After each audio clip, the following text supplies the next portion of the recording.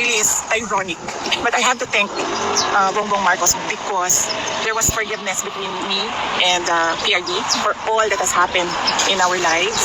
And we have a relationship now, a father-daughter relationship, since we cannot discuss anything legal anymore because it is understood inside that only the lawyers can discuss legal matters with the former president. So we only discuss about family, and this has been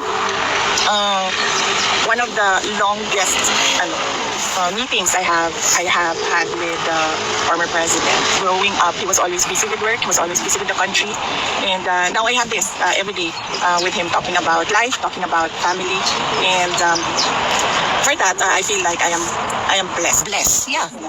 Because at this point he's already 80 and he's already retired.